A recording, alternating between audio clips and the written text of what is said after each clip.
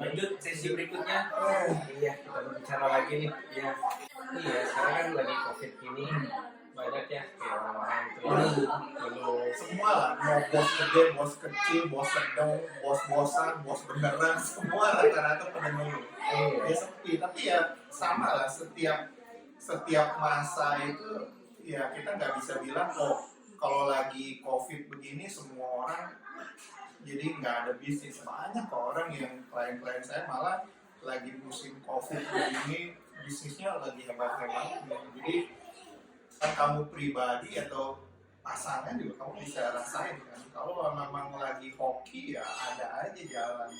Iya, ya kayak bisnis yang dari Susanti kan, ya kan bisnis di bidang interior design, Unsur api ya. unsur api. Dan waktu itu kan Kosovo juga ada ngomong kan kalau tahun ini unsur api lagi Oke, termasuk yang bagus. lagi termasuk bagus. Jadi kita pertama kali expect kan pikirnya wah COVID ini ambruk gimana nih orang kan belum tentu ada yang ini kan. Tapi ternyata setelah kita jalanin ini ya ada aja Bagus ya. ada aja. Kalau gitu kalau saya nggak salah ingat berarti vaksinnya Santi lagi bagus hokinya kan. Ya, Jadi itu contoh ya. Maksudnya jadi kita nggak bisa menggeneralisasi ya bahwa kalau lagi tahun ini pasti payah ya, pasti orang nggak ada bisnis. Jadi tergantung hoki kita masing-masing.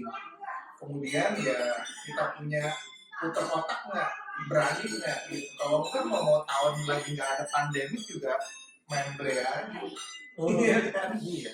Tapi selain dari kita lagi sirkulasi 20 tahunnya bagus gitu dari bintangnya dan ada unsur apa lagi sih yang bisa membantu? Biasanya ya itulah kita kalau kayak kamu kan kebetulan Pak Su udah tahu Feng Shui juga udah diperbaikin, terus ya tinggal dari semangat kamu, keberanian kamu, usaha kamu, terus kreativitas ya kan? Soalnya tiga ini yang selalu saya bilang langit, manusia, bumi ini harus tiga-tiganya jalan.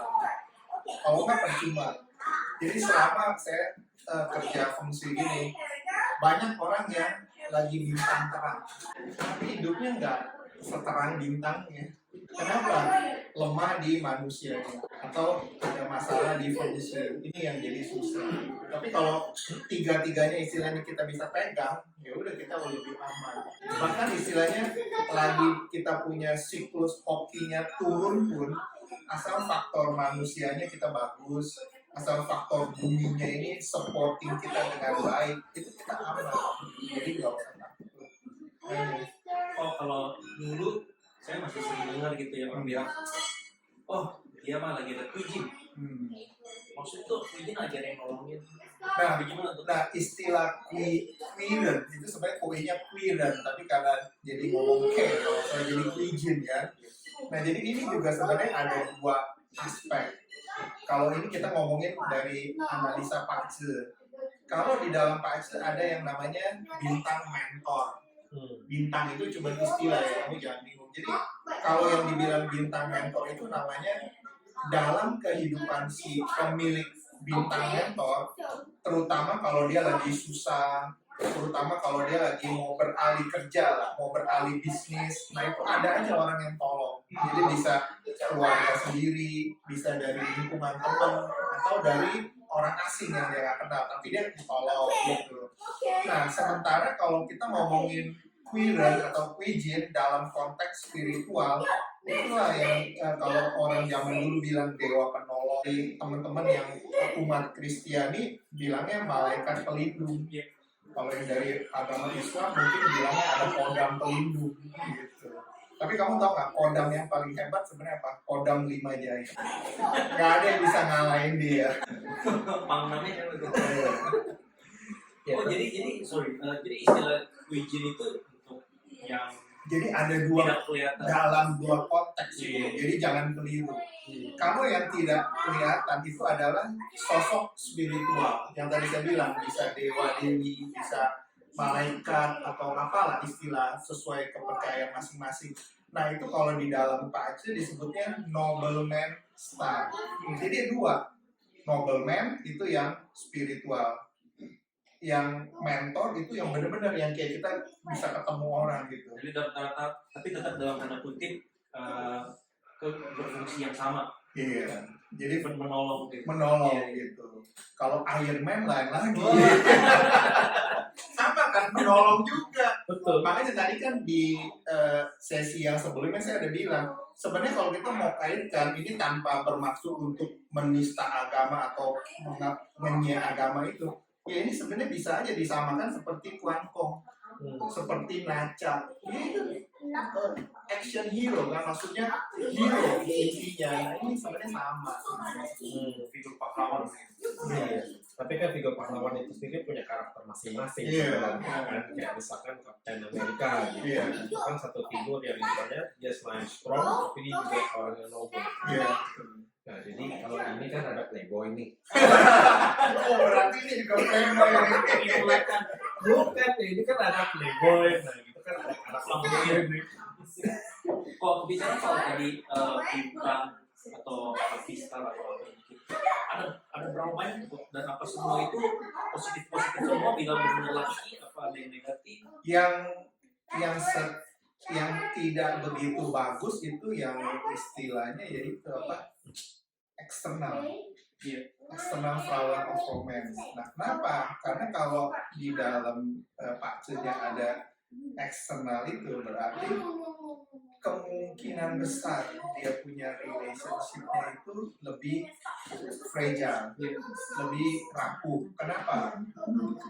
Biarpun misalkan di dalam diri saya atau di dalam kamu orang ada, tapi itu bukan mewakili kamu loh, tapi partner kamu. Eksternal berarti bukan. Kalau kita yang punya, Misalkan di pace saya nih ada tulisan bintang eksternal. Iya. Apakah saya yang bukan pasangan saya yang kemungkinan besar akan melakukannya? Tapi ya kita nggak bisa semata-mata bergantung dari pace kan? Karena ini hanyalah bagian dari langit, Iya. ya manusianya dong. Iya. Kita bagaimana antara suami istri, terus kemudian faktor feng shui-nya. Nah inilah makanya lagi-lagi bolak-balik kian berhenti. satu orang bisa punya berapa banyak? Yang mungkin pernah berdasarkan pengalaman? Dari pengalaman saya selama ini yang paling banyak ya, yang saya pernah ketemu 9 Dalam satu pace. dalam satu pace. Wah, pasti laki sekali. Iya, memang laki karena dia lahir dari sebagai cucu konglomerat. Bagaimana nggak hoki? Itu udah hoki pertama. Nah, itu aja Itu laki sar yang pertama. istilahnya itu udah menang set kan. Iya. Seperti itu. Ada sih laki sar yang satu orang punya dua atau lebih dari satu. Ada. Tapi bertahan. Ada. Oh, Jadi misalkan gini, ada beberapa ya. Ini kadang-kadang ada muncul. Dia punya eksternal, tapi dia punya internal. apa tuh? Internal jadi dengan siapapun dia menikah, pasangannya akan sayang. Wih, susuk itu. Ada juga jimatnya. Benar-benar. Oh, iya? Jadi ada, nah itu kontradiktif itu. Jadi ya saya sih nggak benar-benar menanya ya, karena kan nggak enak kan. Jadi ya biasanya balance up. Jadi mungkin dia saat lagi bagaimana, oh dia ingat, saat gimana dia lupa gitu. Jadi balancing gitu. Tapi kalau misalkan yang tadi kalau misalnya bilang ada flower of romance, Ya. itu termasuk satu bintang juga. Iya, itu satu bintang. Itu berpengaruh nggak sama unsur-unsur kayak misalkan api, air dan lain-lain itu? Kalau Enggak, ini dia ada rumus ya, dalam pace itu ada rumus. Jadi kalau ini ketemu ini akan menimbulkan bintang ini ketemu ini akan menimbulkan bintang yang itu. Jadi ada rumusnya, ada iklannya. Jadi itu. Jadi semuanya bergantung dari bagaimana komposisi kita masing-masing. Gitu. tapi dari pace itu sendiri kalau kita lihat ya kan karena kita bisa melihat tentang hubungan orang tua dengan anak, Iya. itu kan bisa terlihat. Bisa, iya. Kalau kita lihat dari misalkan dari orang tuanya dia punya pace itu mungkin dengan anaknya kurang bagus. Iya. Tapi kalau di pace anaknya itu apakah mungkin sama atau bisa beda? Biasanya mirip, sama. Jadi misalkan antara di orang tua ke anak ini nggak ada ketidakcocokan. Nanti di anak pun dia bisa mengindikasikan bahwa oh dia punya hubungan sama orang tuanya ini anak kurang. Kalau dilihat ada yang sama, tapi nggak semuanya, nggak semua. Tapi biasanya kalau nggak cocok kan sebagai orang yang lebih senior biasanya pihak orang tuanya ngalah. Jarang kan orang tuanya berantem sama anaknya nggak mau ngalah, jarang. Dari pengalaman saya begitu. kecuali kalau udah kelewatan. Iya. Ada sih. Terus kalau kayak bicara tadi masalah Easter apa segala macam, dulu saya pernah baca yang kalau Koko lagi bikin seminar atau apa tentang feng shui wajah, analisa wajah. Kalau saya dulu sering dengar tuh Pak, kalau ada pengenalan di mana bilangnya gimana di atas bibir atau mulut bilangnya cewek atau apa itu seberapa benar yang bisa ada di bawah mata. Nah, jadi ini kan istilahnya dalam metode menganalisa mengenai kehidupan seseorang itu kan ada banyak cara. Nah, kenapa bisa ada muncul ilmu tangan, ilmu wajah, ilmu bahkan bentuk tubuh apa semua itu kebaca? Karena sebenarnya yang paling detail dan yang paling lengkap ya itu adalah pakcir. Tapi kan untuk belajar itu nggak gampang. Ya belajar aja bisa, tapi benar-benar menguasai, mendalami itu nggak semua orang tertarik atau ngomong kasarnya sanggup. Nah makanya akhirnya adalah ilmu wajah apa itu kan cepet kan gitu. Nah itu biasanya kalau boleh saya istilahkan second tier. Ada yang first tier itu pakcir. Yang lain-lain yang tangan, wajah itu second tier. Itu kalau kita misalkan nggak mau analisa pakcir atau kita nggak bisa punya kemampuan untuk menganalisa pakcir ya kita belajar wajah itu bisa juga. Tapi sekali lagi tidak sedetail dari pakcir. Jadi bisa kasih gambaran. Jadi misalkan ada sesuatu yang nggak bagus di alis saya. Berarti usia 3 bulan saya hidupnya harus lebih hati-hati karena itu indikasi. Misalkan di bagian dagu, oh berarti nanti usia tua saya setelah di atas 60 harus hati-hati. Kalau kamu bilang ada tai lalat di sini, ya kenapa di sini dikaitkan dengan istilahnya genit? Ya karena di sini kan namanya daerah relationship atau ada ahli lain bilang daerah perkawinan.